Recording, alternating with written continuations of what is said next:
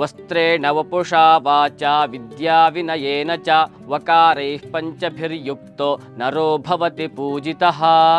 ಅರ್ಥ, ವಸ್ತ್ರ, ಒಳ್ಳೆಯ ಶುದ್ಧವಾದ ಕ್ಲೀನ್ ಆಗಿರ್ತಕ್ಕಂತಹ ವಸ್ತ್ರವನ್ನು, ಬಟ್ಟೆಗಳನ್ನು ನಾವು ಧರಿಸಿದ್ದೀವಿ ಅಂತ ಆದರೆ, ವೇರ್ ಮಾಡಿದ್ದೀವಿ ಅಂತ ಆದರೆ, ವಪುಷ, ದೇಹದಲ್ಲಿ ಕೂಡ ಪರಿಶುದ್ಧವಾಗಿದ್ದೀವಿ ಅಂತ ಆದರೆ, ಅಂದರೆ ಸ್ನಾನವನ್ನು ಮಾಡಿ ಶುಚಿರ್ಭೂತವಾಗಿದ್ದೀವಿ ಅಂತ ಆದರೆ, ಹಾಗೆ ವಾಚ, ನಮ್ಮ ಮಾತು ಎನ್ನುವಂಥದ್ದು ಕೂಡ ಯಾವಾಗಲೂ ಸತ್ಯವನ್ನೇ ಆಡುತ್ತಾ ಒಳ್ಳೆಯ ಮಾತುಗಳನ್ನು ಆಡ್ತಾ ಇದ್ದೀವಿ ಅಂತ ಆದರೆ, ಅದೇ ರೀತಿಯಲ್ಲಿ ವಿದ್ಯಾ, ನಮ್ಮಲ್ಲಿ ಒಳ್ಳೆಯ ವಿದ್ಯೆ ಇದೆ, ನಾಲೆಡ್ಜ್ ಇದೆ ಅಂತ ಆದರೆ, ಅದೇ ರೀತಿಯಲ್ಲಿ ವಿನಯ, ವಿನಯ ಎನ್ನುವಂಥದ್ದು ನಾವು ಎಲ್ಲರಿಗೂ ಜೊತೆಗೂ ಹಂಬಲ್ಲಾಗಿದ್ದೀವಿ, ಕೈಂಡ್ನೆಸ್ ಅನ್ನು ನಾವು ಒಳಗೊಂಡಿಸಿದ್ದೀವಿ ಅಂತಂದರೆ ಆವಾಗ ಕೂಡ ನಾವು ಏನಾಗ್ತೀವಿ, ಪೂಜಿತರಾಗ್ತೀವಿ.